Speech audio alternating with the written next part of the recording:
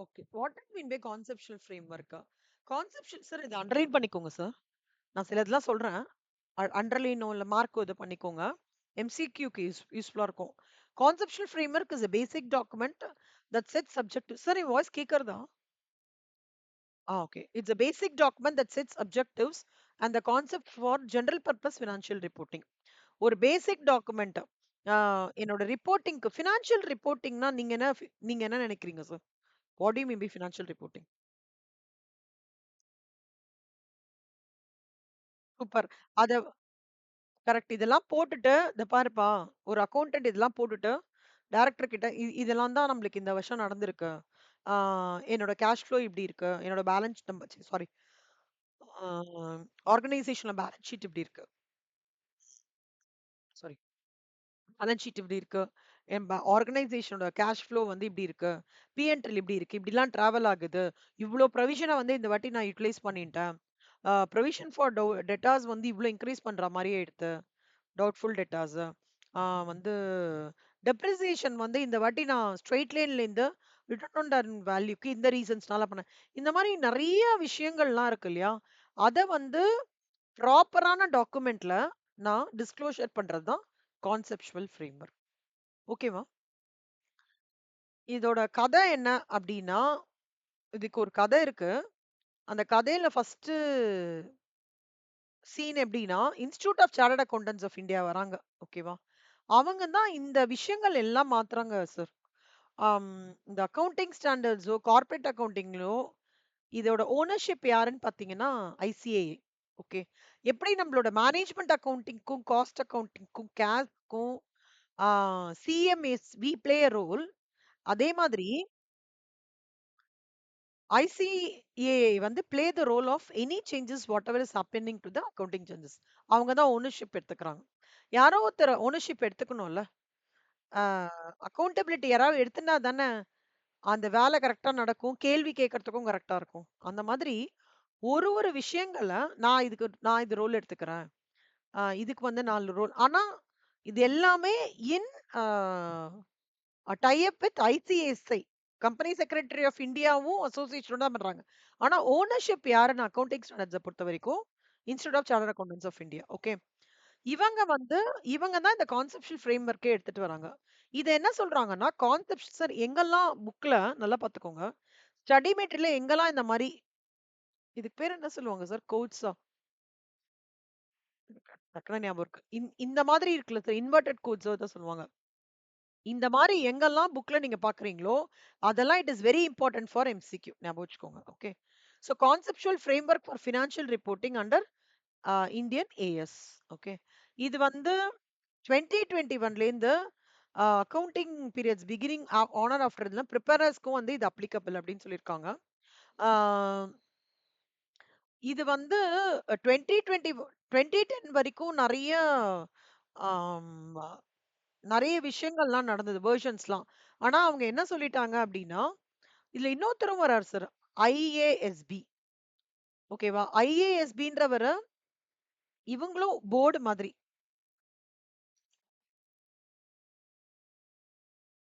ICICI அப்புறம் இந்த international accounting standards. ஏன் சார் இன்டர்நேஷனல் அக்கவுண்டிங் ஸ்டாண்டர்ட்ஸ் போர்டும் அலைன் அப் ஆறாங்க? எனி ஐடியா உங்களுக்கு தோன்றதா?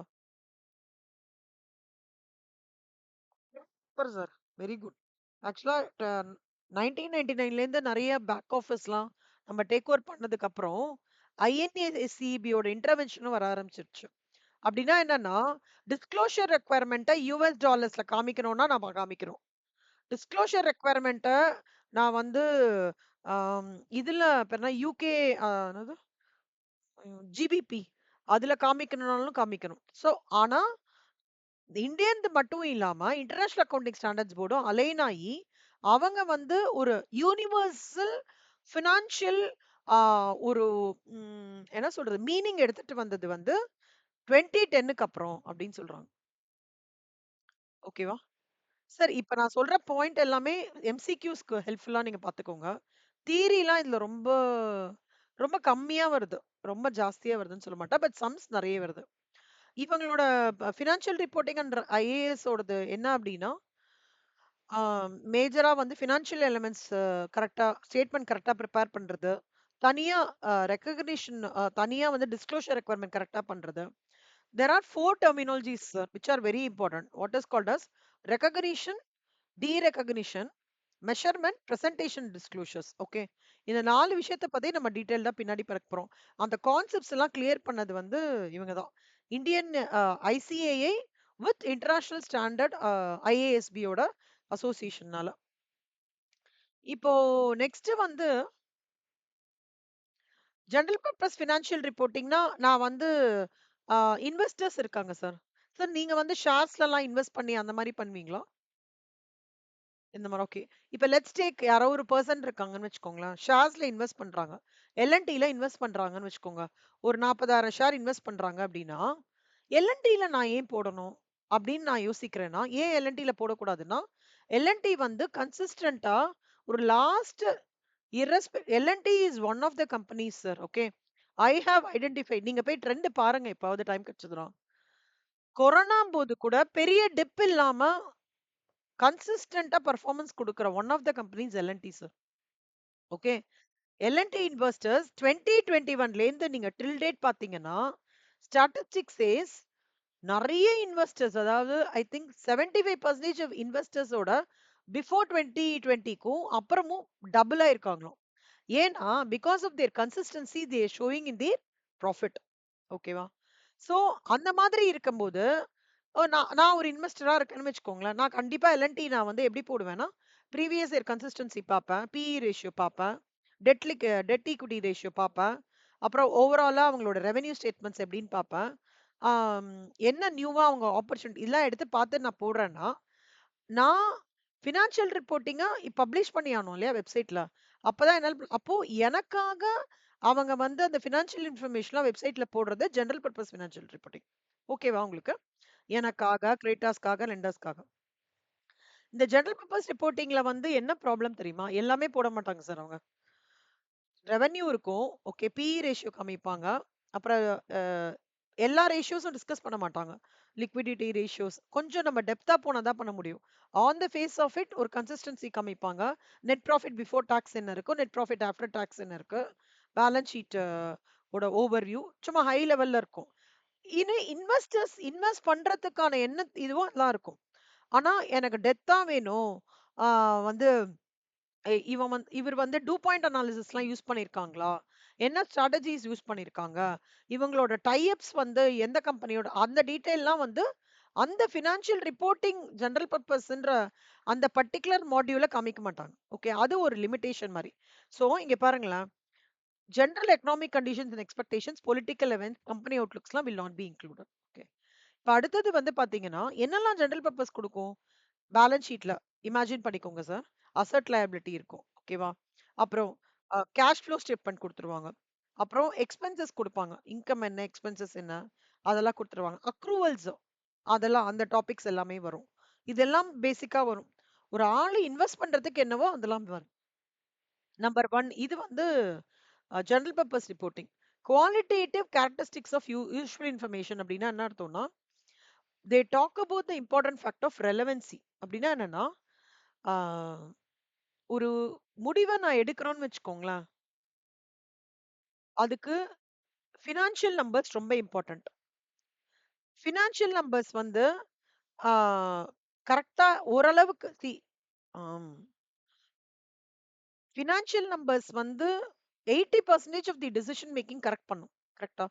ஸோ அந்த financial information for this it must have predictive value, conformity value or both. அப்படின்னா என்னன்னா, ஒரு இன்டெகிரிட்டி இருக்கணும் அதுல. ஒரு அ இப்ப லெட்ஸ் டேக் ஒரு இது எடுத்துக்கலாம். ஒரு எக்ஸாம்பிள் எடுத்துக்கிறேன் sir. I came across a company where the numbers were so much of fluctuating. ஒரே நிமிஷம். ஐ திங்க் சம் ஐடி கம்பெனின்னு நெனைக்கிறேன். ஞாபகம் இல்ல. அதாவது நல்ல ப்ராஃபிட் பார்க்குறாங்க. ஆனா ஒரு லாஸ்ட் 3 இயர்ஸ் பேக் பார்த்தீங்கன்னா, பயங்கர லாஸ் காமிச்சிருக்காங்க. நீங்க இந்த மாதிரி ஒரு ஒரு கம்பெனில இன்வெஸ்ட் பண்ணுவீங்களா? இல்ல கன்சிஸ்டன்ட்டா இருக்கிற நம்பர்ஸ்ல பண்ணுவீங்களா? கன்சிஸ்டன்ட்டா இருக்கிற நம்பர்ஸ்ல பண்ணுவீங்க. அப்போ அங்க என்ன ப்ளே ஆகுறதுன்னா, அந்த கன்சிஸ்டன்சின்ற அந்த குவாலிட்டி. அதே மாதிரி அவங்க எல்லா டிஸ்க்ளோஷர்ஸும் குடுக்குறாங்க சார். எப்படின்னா, எங்களுக்கு இந்த ஃபியூச்சர் ஆப்பர்ச்சுனிட்டீஸ் தான் இருக்கு. எங்களுக்கு வந்து இது ஒரு ஒரு ஒரு பர்ட்டிகுலர் ப்ராஜெக்ட் பைப்லைன்ல இருக்கு. இந்த மாரி எல்லா இன்ஃபர்மேஷனையும் உங்களுக்கு டிசிஷன் மேக்கிங்க்கு ப்ராப்பரா பண்றதுக்கான விஷயங்கள் எல்லாமே அவங்க குடுக்குறாங்கன்னா, நீங்க என்ன பண்ணுவீங்க? You will predict your future outcomes. கரெக்ட்டா? ஓகே. இப்ப எல்&டி வந்து டிஃபென்ஸ்லயும் இறங்கியிருக்காங்க சார். ஆ டிஃபென்ஸ்ல அவங்க பயங்கரமா இறங்கியிருக்காங்க. பூனேல வந்து தலேகாவ்னுன்ற ஒரு இதுல வந்து தே ஹேவ் ஸ்டார்ட்டட்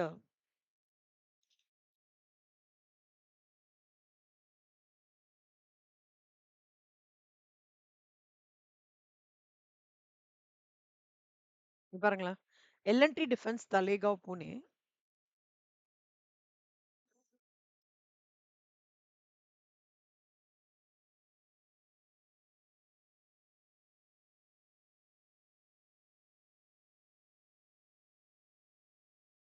அப்புறம் எப்ப முடியுமோ படிங்க சார். ரொம்ப பவர்ஃபுல்லா பண்றாங்க சார். இவங்க தான் தலேகாவ் எலக்ட்ரிக்கல் எலக்ட்ரானிக் அட் மகாராஷ்டிரால பண்றாங்க. இவங்க வந்து they are into the defence systems now. ஓகேவா? அடிஷனல் ரோலா எடுத்து நம்ம இந்தியாக்கான டிஃபென்ஸ் ஓகே. யுஎஸ்லேருந்து இருக்கிற டெக்னாலஜி, யுகேல இருக்கிற டெக்னாலஜி, அந்த மாரி பெஸ்ட் பிராக்டிசிங் இருக்குல்ல சார். பெஸ்ட் பிராக்டிசஸ்ன்னு சொல்லுவாங்கல்ல. அதெல்லாம் அங்கேருந்து கிராப் பண்ணி, இத வந்து பயங்கரமா குரோ பண்ணிட்டு இருக்காங்க. L&T defence. அதனால நீங்க பார்த்தீங்கன்னா, எல்&டியோட ஷேர் வந்து சும்மா பயங்கரமா பிச்சுன்னு போயிட்டு இருக்கு. ஆ நடுவுல கொஞ்சம் அந்த வார்னால டவுன் ஆச்சு அவ்வளவுதான். பெருசாலாம் இல்ல. இம்பாக்ட் ஆகல. பட் கண்டிப்பா it has got a very good future. நாளைக்கு நீங்க ஒரு ஷேர்ஸ்ல வந்து இன்வெஸ்ட் பண்ணணும் அப்டின்னீங்கன்னா, L and T will be a potential stock for you. Okay. அந்த மாதிரி எடுத்துட்டு போறாங்க. Giving more confidence to the investors.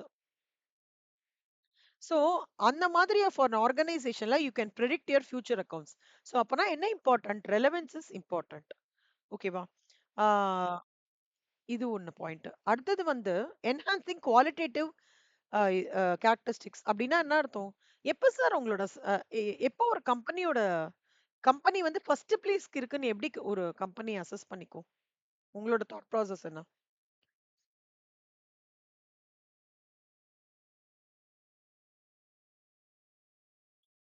Share value increase. Super. அது கம்பெனி க்ரோ ஆயிட்டேன்னு இருக்க அந்த இண்டிகேஷன். இல்ல இந்த என்ன சொல்றது? இந்த இதுலயே அதாவது இந்த பர்ட்டிகுலர் இண்டஸ்ட்ரியில சிமெண்ட் அண்ட் மேனுஃபேக்சரிங் இண்டஸ்ட்ரியில இந்த கம்பெனி தான் ஃபர்ஸ்ட் அப்படின்றத எப்படி கால் எடுப்பாங்கன்னு நினைக்கிறீங்க?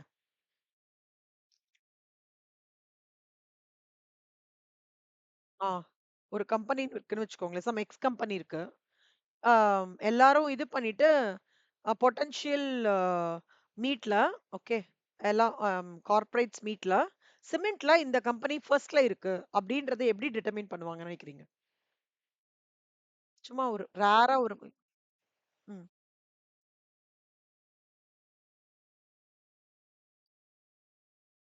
Correct. Rating.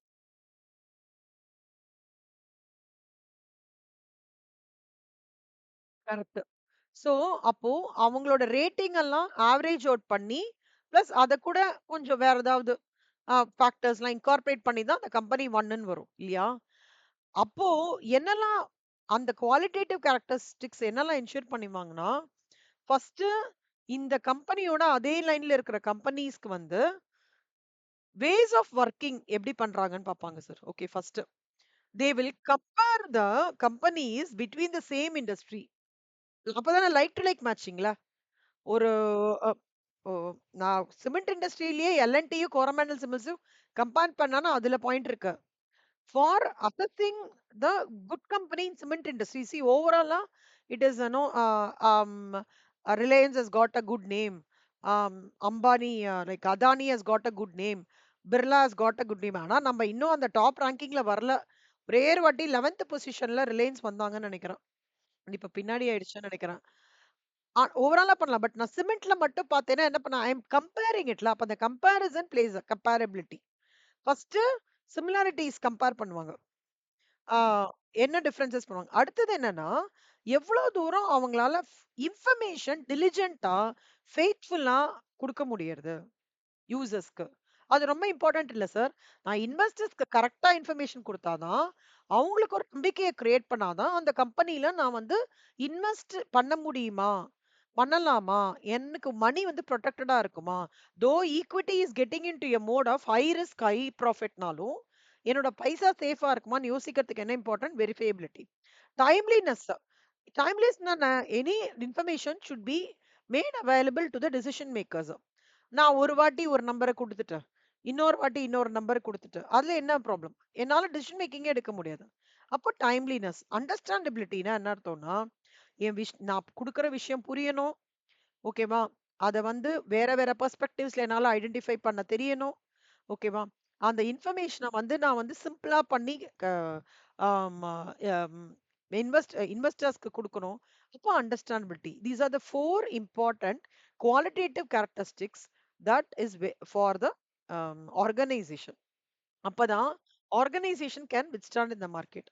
End of the day எல்லாமே ஒரே ஒரு விஷயம் தான் சார். இன்வெஸ்டர வந்து ஏமாத்தக்கூடாது.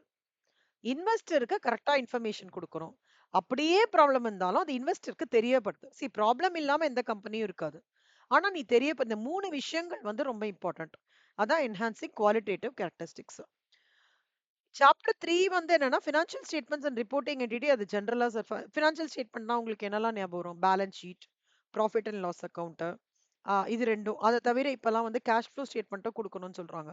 இந்த ஃபினான்ஷியல் ஸ்டேட்மெண்ட்ஸோட இதெல்லாம் வந்து கரெக்ட்டா இருக்கணும் அப்படின்னு சொல்றாங்க. எலமெண்ட்ஸ் ஆஃப் ஃபினான்ஷியல் ஸ்டேட்மெண்ட்ஸ்ன்றது என்னன்னா, திருப்பி அதேதான் sir. Assets, liability, equity, balance ஷீட்ட பொறுத்தவரைக்கும். இன்கம், எக்ஸ்பென்சஸ் வந்து இத பொறுத்தவரைக்கும். அதெல்லாம் அது. ரெகக்னிஷன், டீரெகக்னிஷன். ரெகக்னிஷன்னா என்ன அர்த்தம்? நான் வந்து பேலன்ஸ் ஷீட்ல இருக்கிற எல்லாத்தையுமே ப்ராப்பரா அசெட்ட ரெகக்னைஸ் பண்றது, லயபிலிட்டி அசெட் நான் ஒண்ணு வந்து எடுத்துட்டு வந்திருக்கேன். மிஷனரிய பண்ணியிருக்கேன் அப்டின்னா, மிஷனரி உள்ள வந்திருக்குன்றத நான் ப்ராப்பரா ரெக்கார்ட் பண்ணணும். நான் தப்பா பண்ணக்கூடாது. கரெக்ட்டா? அதான் ரெகக்னைசிங் மீன்ஸ் என்ன?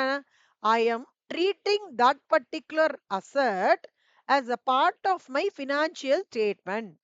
I am treating that particular asset and including it in my balance sheet. I am assert, I am அதாவது ரெகக்னிஷனா என்ன அர்த்தம்னா அண்டர்லைன் பண்ணிக்கோங்க சார். ரெகக்னிஷன் மீன்ஸ் இன்க்ளூஷன் அப்படின்னு படிக்கோங்க. ஓகே. சோ எது அப்படின்னா எது வேணா இருக்கலாம். அசர்ட்ட கரெக்டா பண்ணணும். லயபிலிட்டி இருக்கா? You create a liability for that. Loan வாங்கியிருக்கேன்னா வாங்கியிருக்கேன்னு உண்மையை சொல்லிருங்க. ஈக்விட்டி நான் இஷ்யூ பண்றேன்னா, ஈக்விட்டி இஷ்யூ ஆஃப் இல்ல காமிங். இல்ல நான் பிரெஃபரன்ஸ் ஷேர்ஸ் ரிடீம் பண்ணியிருக்கேன்னா, திருப்பி குடுத்துருக்கேன்றத காமிக்கணும். ரிடீமபிள் டிபென்ச்சர்ஸ் நெறைய டைப்ஸ் ஆஃப் டிபென்ச்சர்ஸ் இருக்கு. ரிடீமபிள் அதெல்லாம் இருக்கு. அத ப்ராப்பரா நோட்டிஃபை பண்ணு. சோ, இன்க்ளூஷன் ரெகக்னிஷன் மீன்ஸ் என்ன? இன்க்ளூஷன். அத பத்தி எல்லாமே ப்ராப்பரா எல்லாமே சார். அதாவது சின்ன சின்ன இன்கம், சின்ன சின்ன எக்ஸ்பென்ஸ் எல்லாத்தையுமே இன்க்ளூஷன் பண்ணி கரெக்ட்டா சொல்றது தான் வந்து ரெகக்னிஷன். ஓகேவா? டீரெகக்னிஷன்னா என்ன அர்த்தம்னா, அதுவும் அண்டர்லைன் பண்ணிக்கோங்க sir. Derecognition is basically removal of all or part of the recognized asset from an entity's balance sheet. It basically occurs when an item no longer. What is an asset? Asset is a resource controlled by an enterprise through which future economic benefits are expected to happen. அப்படின்னா என்ன அர்த்தம்? நீங்க ஒரு சொத்து வாங்குறீங்க sir. Okay. ஒரு ஒரு நிலம் வாங்கியிருக்கீங்க. ஒரு 20 lakhsக்கு நிலம் வாங்கியிருக்கீங்க. அந்த நிலம் வாங்கி நிலம்னா லேண்ட் வாங்கியிருக்கீங்க. அந்த லேண்ட் வாங்குறது நீங்க வந்து நெறைய பர்ப்பஸ்க்கு யூஸ் பண்ணலாம். அத வந்து ஒரு ஆ இட் வந்து ஒரு ஒரு பர் ஸ்கொயர் ஃபீட்டா சொல்லணும் அப்டின்னா, ஆ ஒரு 4 கிரவுண்டுன்னா, ஆம் கிட்டத்தட்ட வந்து சம்வேர் அரவுண்ட் 8400 ஸ்கொயர் ஃபீட்ன்னு வச்சுக்கோங்க சார். அப்படிதானே? ஒரு கிரவுண்ட் 2400 ஸ்கொயர் ஃபீட் கரெக்ட்டா? கரெக்ட்டா? ஸோ 4 கிரவுண்டுன்னா சம்வேர் 8400 ஸ்கொயர் ஃபீட் வாங்கியிருக்கீங்கன்னா, இந்த கிரவுண்ட்ல நீங்க ஒரு இண்டஸ்ட்ரி ஆரம்பிக்கலாம். கரெக்ட்டா? ஆம். இல்ல ஒரு அக்ரிகல்ச்சர் லேண்ட் நிலமா நீங்க பண்ணலாம். இல்ல வீடு கட்டிட்டு, சைட்ல வந்து உங்களோட பேஷனேட் ஒர்க் என்னமோ அத நீங்க கேரியேட் பண்ணலாம். இல்ல நீங்க ஒண்ணுத்த எல்லாமே வீடா கட்டிட்டு ரென்ட்‌க்கு விடலாம். என்ன வேணா பண்ணலாம். அப்போ நீங்க வந்து ஒரு நிலத்த வாங்கி அதுலேருந்து இருக்கிற is a resource controlled by an enterprise through which future economic benefit expected to happen. அதன் மூலமா நீங்க இது ஒரு பெரிய லாபத்த சம்பாதிக்க போறீங்க. இப்ப நீங்க லேப்டாப் வாங்குறீங்க. என்னோட என்னோட என்னோட அ லைக் என்னோட கிராண்ட்ஃபாதர் வில் டெல், "நீ எந்த ஒரு பொருள் வாங்கினாலும், அதிலேருந்து நீ ஒரு ரிட்டர்ன் வருதுன்னா அந்த பொருள வாங்குவான்னு" சொல்லுவாரு அவரு. ஒரு பெனிஃபிட் அப்பவே அவர் வந்து டெஃபினிஷன் ஆஃப் அசெட்ட சொல்லியிருக்காரு. ஒரு பொருள் வாங்குற, ஒரு ஒரு சொத்து வாங்குறன்னா, நீ அதுலேருந்து ஒரு ரிட்டர்ன் கண்டிப்பா வந்து உனக்கு வரா மாரி இருக்கணும். அந்த மாதிரி வாங்கு. அதுதான் வந்து உன் லைஃப்க்கு நல்லது. அது வந்து உன்னோட இன்டைரக்ட் வே ஆஃப் சேவிங் சொல்லுவாரு. அதுதான் அசெட்டோட definition. Asset is a resource controlled by an enterprise through which future economic benefits are expected to happen. அப்பனா என்ன அர்த்தம்னா, அந்த ஒரு டெஃபனிஷன்ல ஏதாவது ஒரு விஷயம் நடக்கல, மீட் பண்ணல. லயபிலிட்டி இஸ் அ டெட் இல்லையா? டெட் ஆனா அது ஒரு டெட்ன்னு சொல்றோம். ஆனா அந்த டெட் மூலமா நம்மளுக்கு ஃபியூச்சரா வந்து நம்மளுக்கு ஒரு பெனிஃபிட் லாங் ரன்ல நம்ம பார்க்க போறோம். பேங்க்ல லோன் வாங்குறோம். நான் வீடு கட்டுறேன். 4 வீடு கட்டுறேன்னு வச்சுக்கோங்களேன். அப்புறம் அந்த வீட நான் வாடகைக்கு விட்டா எனக்கு ரிட்டர்ன்ஸ் வரும். அத வச்சு நான் வாடகையையும் ரெட்டையும் கட்டிடுறேன். அப்புறம் அதுக்கப்புறம் வர வாடகை எல்லாம் எனக்கு இன்கம் தானே இல்லையா? ஸோ ஆக்சுவலா டெட்டும் பார்த்தீங்கன்னா, எங்கேயோ ஒரு இடத்துல எனக்கு ஒரு நல்ல விஷயமா தான் அது மாறுது. அசெட்டும் பார்த்தீங்கன்னா, ஒரு நல்ல விஷயமா தான் மாறுது. ஆக மொத்தம் பேலன்ஸ் ஷீட்டே ஒரு நல்ல விஷயம் தான். ஓகே. எப்போ அந்த நல்ல விஷயம் as definition of asset or liability meet ஆகலையோ, அப்ப இந்த டீரெகக்னிஷன் நடக்கும். டீரெகக்னிஷனுக்கு நெறைய சொல்றாங்க சார். ஃபைனல்ல நம்ம டீட்டெயில்டா படிப்போம். இப்ப ரொம்ப ஹை லெவலா நீங்க just understand it's a removal of all or part of recognised assets or liability. அது மட்டும் ஞாபகம் வச்சுக்கோங்க. Okay. Next measurement means quantification. How do you quantify it? இப்ப வந்து Subramaniam sir is a honest person அப்படின்னு சொன்னோம்னா, he is a honest person. It shows his quality இல்லையா? But what is expected from a organisation point of view? Subramaniam sir or any ex person இப்போ நீங்க சுப்பிரமணியம் சாரோட இப்போ assets and liability quantify பண்றாங்க. இப்போ ID returns நீங்க பண்றீங்க இல்லையா? அது வந்து உங்களோட நம்பர்ஸை வந்து குவான்டிஃபை பண்றதுன்னா from the organisation point of view அதுதான் தேவைப்படுறது. ஸோ அதுதான் சொல்றாங்க. It is more of quantified in monetary terms. இது அண்டர்லைன் பண்ணிக்கோங்க sir. MCQ very important. Elements recognized in financial statements are quantified in monetary terms. Element recognized in financial statements or quantified in monetary terms. Monetary na money terms, sir. Okay. In terms of numbers, la, we say 400 crores, 500 crores. Elements recognized in financial statements or quantified in monetary statements. உங்களுக்கு இந்த monetary டேர்ம்ஸ்ன்றது தான் வந்து எம்சிக்யூல கேட்பான். புரியுதா? Okay. Next coming to the part of historical cost. Sir historical அப்படின்னாலே என்ன? History, பழசு. ஏன் பழசு ரொம்ப இம்பார்ட்டன்ட்? பழச வச்சு தான் என்னால புதுசுக்கு அஸ்திவாரம் போட முடியும் இல்லையா? ஸோ ஹிஸ்டாரிக்கல் இப்போ அம், எவ்வளவோ வெர்ஷன்ஸ் ஆஃப் மொபைல் வந்துடுது சார்ல. ஃபர்ஸ்ட் பட்டன் மாடல் இருந்தது. ஃபர்ஸ்ட் பேஜர்னு ஒண்ணு இருந்தது. உங்களுக்கு ஞாபகம் இருக்கா? 90s. ஆ பேஜர் வந்தது. அப்புறம் சின்ன மொபைல் வந்தது. அப்புறம் நோக்கியா நல்லா செமையா எடுத்துட்டு வந்தாங்க. அந்த பட்டன் மொபைல் நோக்கியா இன்னமும் ஸ்ட்ராங்கா இருக்கு மார்க்கெட்ல. ஆ அதுக்கப்புறம் ஸ்லோவா வந்து இது வந்தது.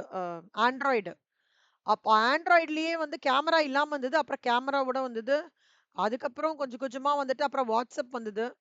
அப்புறம் நெறைய இப்போ அப்ளிகேஷன்ஸ் நெறைய வந்துட்டுல. Instagram, WhatsApp அப்புறம் சாரி ஃபர்ஸ்ட் ஆர்கூட்ன்னு ஒண்ணு இருந்தது. ஞாபகம் இருக்கா சார் உங்களுக்கு? பிளாட்ஃபார்ம் ஆர்கூட்ன்னு ஒண்ணு இருந்தது. அதுக்கப்புறம் தான் வந்து Facebook வந்தது. ஆ அதுக்கப்புறம் நடுவுல நெறைய வந்து இப்போ எல்லாரும் யூஸ் பண்றது WhatsApp. வாட்ஸ்அப்க்கு அப்புறம் வேற ஏதோ ஒண்ணு சொல்றாங்க. அப்புறம் வந்து டெலகிராம் வந்திருக்கு. இப்ப Instagram தான் எல்லாரும் யூஸ் பண்றாங்க. என்ன சார்? சாரி. ஜோஹோ. ஐயோப்பா! செம்ம ஹிட் ஆச்சே அது. அது ஆ ஆமாமா. சூப்பரா பண்றாரு. நல்லா பண்ணிட்டு இருக்காரு சார் அவரு. Very good. ஆமாமா. நல்லா அவரு இது பண்ணாருன்னா சூப்பரா இருக்கும். நல்ல ஒரு ரோல் மாடல் ஃபார் எவ்ரிதிங் அவரு. ஆ அவரு ஜோஹோ என்ன sir? Tenkasi. Very nice. Very nice. So அந்த மாதிரி நெறைய பிளாட்ஃபார்ம்ஸ் வர ஆரம்பிச்சிருச்சு. ஆனா, இதுக்கு எல்லாத்துக்குமே ஆரிஜின் என்ன சார்? ஃபர்ஸ்ட் வந்த பட்டன் மொபைல் தான் இல்லையா? மொபைல்ன்னு ஒண்ணு எடுத்துட்டு வரணும்.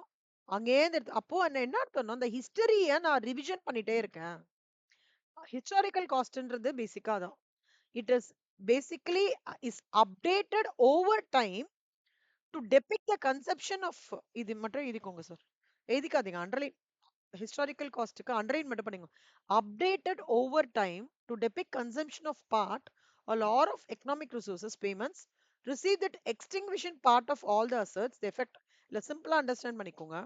இது வந்து பேசிக்கலி ஹிஸ்டாரிக்கல் காஸ்ட் ஆஃப் அசட்ன்றது ஓவர் பீரியட் ஆஃப் டைம்ல என்னோட அசர்ட்டையோ என்னோட லயபிலிட்டியோ நான் I keep on updating it.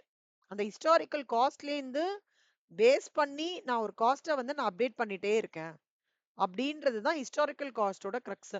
இதுல என்னன்னா ஹிஸ்டாரிக்கல் காஸ்ட் மெஷர்ஸ் வந்து என்ன சொல்றதுன்னா அசட்டா இருக்கட்டும், லைபிலிட்டியா இருக்கட்டும், இன்கம்மா இருக்கட்டும், எக்ஸ்பென்ஸா இருக்கட்டும், ஓகேவா? அத வந்து பேஸா வச்சு அதன் மூலமா ட்ரெண்ட் இந்த 1990லேருந்து 1999லேருந்து இப்போ 2026ல ஷோலிங்கநல்லூர் இருக்குல்ல சார், ஷோலிங்கநல்லூர் அதோட டெவலப்மெண்ட் பாத்தீங்கன்னா எவ்வளவோ சொல்றாங்க sir. 500% development. 500% development. Sholinganallur is the leading area where Chennai holds majority of the electoral contestants. Contestants இல்ல electoral voters. முன்னாடி வந்து ட்ரிப்ளிகேன் டி நகர் இருந்தது. இப்ப அப்படியே ஷோலிங்கநல்லூர் ஷிஃப்ட் ஆயிருக்கு. சென்னையிலேயே அதிகமான ஓட்டர்ஸ் அங்கதான் இருக்காங்களாம். அப்ப நீங்க பாருங்களேன் எவ்வளவு பெரிய shift.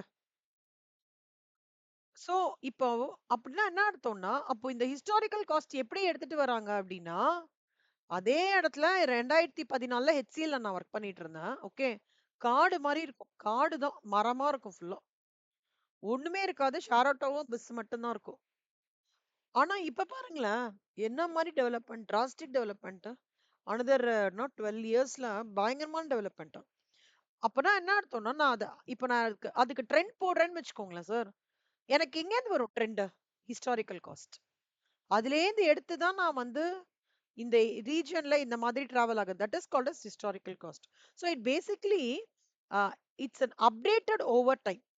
The cost of time is updated updations over time to depict the fulfilment of part of லயபிலிட்டியா இருக்கலாம், இல்ல அசர்ட்டா இருக்கலாம், என்னவா இருக்கலாம்.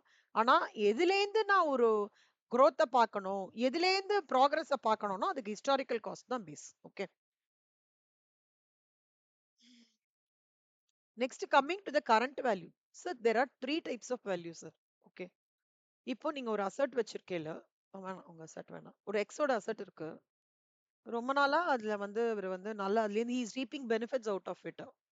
So from there he feels that நான் இந்த அசட் வந்து சேல் பண்ணிட்டு இன்னும் பெட்டரான அசட் பண்ணி அதுலேருந்து why don't I do it, நான் இதுலயே நல்ல பெனிஃபிட் ரீப் பண்ணிட்டேன், இது time for me to change அப்படின்னு நினைக்கிறாங்க.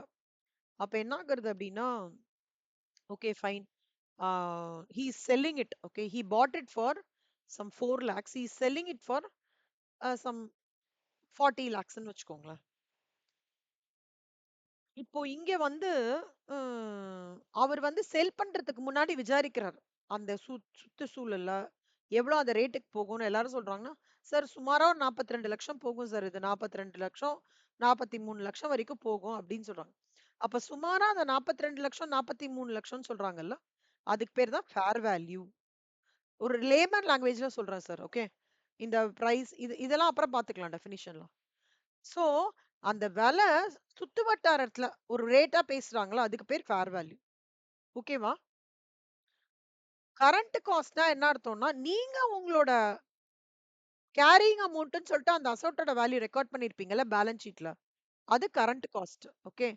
வேல்யூ அண்ட் யூஸ் அப்படின்னா என்ன அர்த்தம்னா incorporating the concept of present value அப்படின்னா என்ன அர்த்தம் இன்னைக்கு ஒரு ரூபான்ற வேல்யூ 2 வருஷம் கழிச்சு 80 பைசாவாயிடும் கரெக்டா சார் ஒரு ரூபாவோட வேல்யூ 80 பைசான்னு மாறிடும் அப்போ த பிரசன்ட் வேல்யூக்கு சார் நம்மளோட என்டையர் ஃபினான்ஷியல் டிசிஷன்ஸே பிரசன்ட் வேல்யூ கான்செப்ட்ல தான் எடுக்கிறாங்க ரெஸ்பெக்டிவ் ஆஃப் எனி ஃபீல்ட் அது எடுத்தாதான் கரெக்ட் அப்பனா என்ன அர்த்தம் நான் இப்போ ஃபார் எக்ஸாம்பிள் 4 லட்சம்ன்றத 10 வருஷம் கழிச்சு நான் இப்ப விற்க போறேன் அப்படின்னா அப்ப அந்த 4 லட்சம் 10 வருஷம் கழிச்சுன்றத நான் என்னன்னு அசஸ் பண்றதுதான் present value concept value in யூஸ்னா என்ன அர்த்தம் I am taking into consideration the present value cash present valuation of the cash flows okay then I am trying to get to a decision அப்போ current valueன்றது வந்து 3 விதமான measurement base இருக்கு ஒண்ணு ஒரு விஷயத்த நான் செய்ய போறேன்னா சுத்து வட்டாரத்துல விசாரிக்கணும் தட் இஸ் பேர் வேல்யூ என்னோட வேல்யூ நான் பேலன்ஸ் ஷீட்ல என்ன காமிக்கணும் current cost present value table base பண்ணி என்னோட காஸ்ட் என்ன வருது வேல்யூ நியூஸ் இது மூணும் இம்பார்ட்டன்டான பேஸ் புரியுதா சார் இதுதான் உங்களுக்கு அங்க சொல்லியிருக்காங்க it's a price that would be received to sell an asset or paid எல்லாம் ஒரு மாதிரி டெர்மினாலஜிஸா சொல்றாங்க பட் இதுதான் சார் கிரக்ஸ் ஓகேவா ஸ்ட்ரைட் ஃபார்வர்டா சொல்லணும்னா இந்த இந்த எக்ஸாம்பிள் நீங்க எடுத்துக்கலாம் கடைசி சாப்டர் 7 பிரசன்டேஷன் டிஸ்க்ளோஷர் ஓகே நான் வந்து balance sheet cash flow assert side இது போடணும் லயபிலிட்டி சைடுல இது போடணுன்றது எப்படி தெரியும் எனக்கு ஸோ ஃபினான்ஷியல் அக்கௌண்டிங் ஸ்டாண்டர்ட்ஸ் என்ன சொல்றது நீ கவலைப்படாத நான் உங்களுக்கு பிரசன்டேஷன் அண்ட் டிஸ்க்ளோஷர்ல எது எது எங்க போடணுன்றதை நான் சொல்லித் தரேன் ஏன் அங்க போடணுன்றதையும் நான் சொல்லித் தரேன் நீ அதை ஃபாலோ பண்ணினா உங்களுக்கு வந்து நல்லபடியா இருக்கும் ப்ராப்பரா இருக்கும் அப்படின்னு சொல்ற விஷயம் தான் presentation and disclosure A reporting entity communicates information about its assets, liabilities, equity, income, expense by presenting and disclosing the information in its financial statements. Previously, sir, previously provision for bad debts liabilityல தான் காமிச்சிட்டு இருந்தாங்க நான் சொல்றது 1999ல internship போவேன் sir அப்ப வந்து provision for doubtful debts வந்து நான் liability சைடுல தான் பார்த்திருக்கேன் ஓகே 2004க்கு அப்புறம் என்ன எடுத்துட்டு வந்தாங்க liability சைடுல போடாதீங்க ஒரு டைரக்ட் ஒரு பேலன்ஸ் ஷீட்ல பார்க்கும்போது அவருக்கு தெரியணும் இன்னும் தனக்கு எவ்வளவு வரப்போகுது தோராயமான்னு தெரியணுன்றதுனால டெட்டாஸ்ல இருந்து பிடிடியை மைனஸ் பண்ண ஆரம்பிச்சாங்க டெட்டாஸ் பேட் டெட்ஸ் பிடிடி அப்புறம் provision for discount on debtors அப்புறம் நெட் அமௌண்ட் ஏன்னா அப்பதான் டேரக்டரால டேரக்டர் பார்த்திருக்கீங்களா ஹோலிஸ்டிக்கா பார்ப்பார் அப்படியே பேர்ட்ஸ் ஐ வியூ தான் ஏன்பா இங்க இவ்வளவு பெருசா இருக்கு ஓ இவ்வளவுதான் வருமாப்பா மத்ததெல்லாம் இந்த அமௌண்ட்லாம் வராதா இவ்வளவு ப்ரொவிஷன் டக்குன்னு அவரால அது கேப்சர் பண்ண முடியும்னு சொன்னதுனால தான் இது அதுதான் சார் இந்த presentation disclosure requirement accounting standard எல்லாமே நம்மளுக்கு சொல்லித் தரும் ஓகேவா சோ நான் இதோட நிறுத்துறேன் சார் ஓகேவா இந்த concepts of capital and capital maintenance next கிளாஸ்லயே எடுத்துட்டு we will start with the problems ஓகேவா சார் அப்புறம் நீங்க ஒன்னே ஒன்று மட்டும் பண்ணணும் சார் இந்த இந்தியன் ஏஎஸ் 108 ஆப்ரேட்டிங் செக்மெண்ட்ஸ்லாம் இருக்கு இல்லையா டெய்லி இந்தியன் இதோ ஒன்னொன்னா இருக்குல்ல list of current Indian AS இருக்குல்ல தெரியலையா ஓகே அப்ப நீங்க ரீசெண்டா இருக்கிறத டவுன்லோட் பண்ணிக்கோங்க ஆமா ஆமா நான் வேணா உங்களுக்கு அமுச்சு விடுறேன் இத சோ அதான் நான் அமுச்சிடுறேன்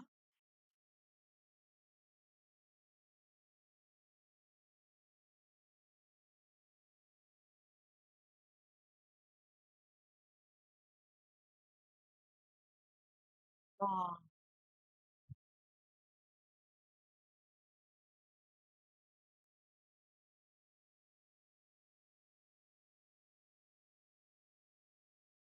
ஆ, நான் கேட்டிருக்கேன் சார் ஓகே நான் உங்களுக்கு பார்த்துட்டு இதை பாக்குறேன்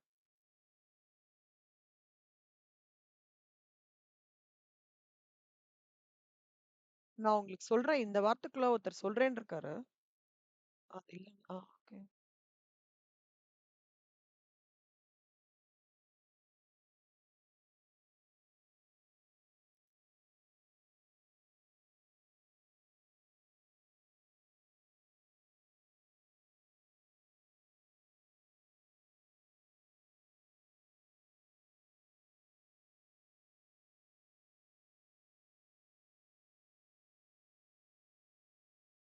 இல்ல, இல்ல. நீங்க அப்படிலாம் பயப்படாதீங்க. சார் நீங்க நேர்ல வாங்க.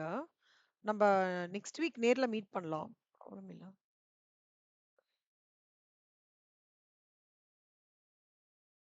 நீங்க அதெல்லாம் தப்புலாம் பண்ண மாட்டீங்க சார். ஓகே. கான்ஃபிடென்ட்டா இருங்க. இது மட்டும் டெய்லி 2, 2 படிச்சிருங்க சார். ஏன்னா எம்சிக்யூல இதுலேருந்து 1, 2 2 மார்க்ஸ் வருது. எப்படி கேட்கறாங்கன்னா, இந்தியன் ஏஎஸ் 116 டீல்ஸ் வித் அப்படின்னு கேட்டு 4 ஆப்ஷன்ஸ் குடுக்குறோம். Leases, insurance contracts, inventories, income டாக்ஸஸ்ன்ட்டு. ஸோ ஒரு ஆப்ஷன் லீசஸ் நீங்க டிக் பண்ணீங்கன்னா 2 மார்க்ஸ். இந்த ஸ்ட்ரெச்லேருந்து 1 கேட்கறான் கண்டிப்பா. ஸோ அதனால இது மட்டும் டெய்லி நீங்க 2, 2 படிச்சிருங்க. நீங்க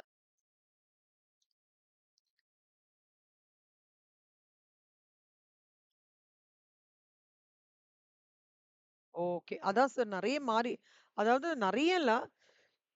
சம்ஸ் ஆட் பண்ணியிருக்காங்க நெறைய பிராக்டிஸ்க்காக.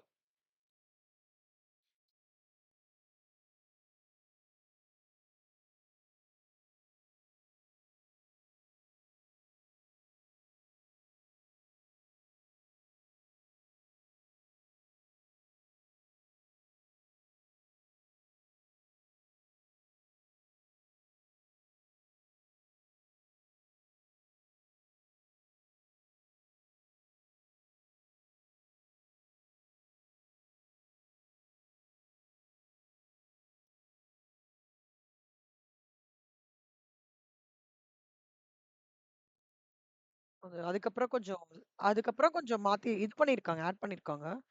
ஏஎஸ்ல நெறைய மாத்திருக்காங்க சார். மத்ததுல ரொம்ப மாத்தல. மத்த சாப்டர்ஸ்ல. ஏஎஸ்ல நெறைய மாத்திருக்காங்க. நீங்க வந்து அ லைக் அப்புறம் அந்த அப்டேட்டட் வெர்ஷன் வச்சே பாருங்க. அப்ப ஈஸியா இருக்கும். ஆ. நான் முடிஞ்ச வரைக்கும் நான் அனுப்பிச்சிடுறேன். 95% நான் எக்ஸெல்லேயே போட்டு உங்களுக்கு அனுப்பிச்சிடுறேன். ஆ எக்ஸெல் ஃபைலே போட்டு உங்களுக்கு இமெயில் அனுப்பிச்சிடுறேன். எங்கேயாவது விட்டு போயிடுச்சுனா மட்டும் நீங்க அத செக் பண்ணிக்கோங்க சார். ஏதாவது மிஸ் டவுன் ஆயிடுதா அப்படின்ட்டு. அப்படி இருந்ததுன்னா என்கிட்ட சொல்லுங்க. Please go through and study it by heart. Okay. By heart பண்ணிடுங்க அத.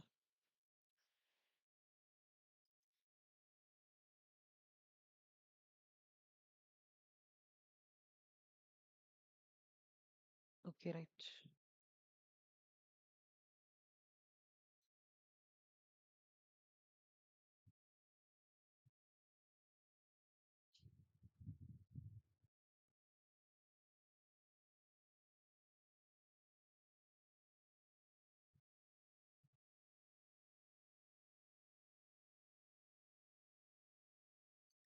ஸோ இது நான் யூடியூப்ல லோட் பண்ணிட்டேன் சார். ஓகே. இங்க வந்துருச்சு. ஆ கரெக்ட், கரெக்ட். ஆமா, ஆமா சார். ஸோ இதுதான் வந்து ஓஆரோட யூடியூப் லிங்க். இன்னியோடது. Any time you can access. So இன்னி டேட் போட்டு இன்னைக்கு என்ன மாடியூல் எடுத்திருக்கோம், இன்னைக்கு டேட் என்ன, ஓஆர்னா ஓஆர், சிஏனா சிஏ, எஃப்எம்னா எஃப்எம், எம்ஏ மேனேஜ் அப்படி போட்டுருவோம் உங்களுக்கு. ஸோ ஈஸியா இருக்கும்.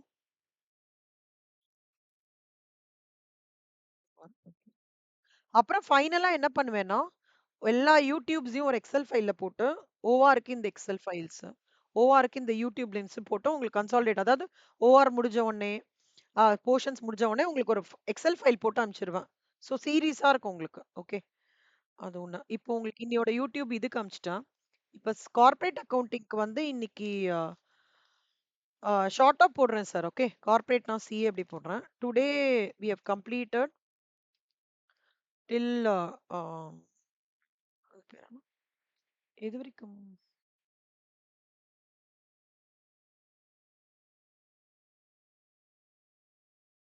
டீரெகக்னைஸ் பிரசன்டேஷன் அண்ட் டிஸ்க்ளோஷர்.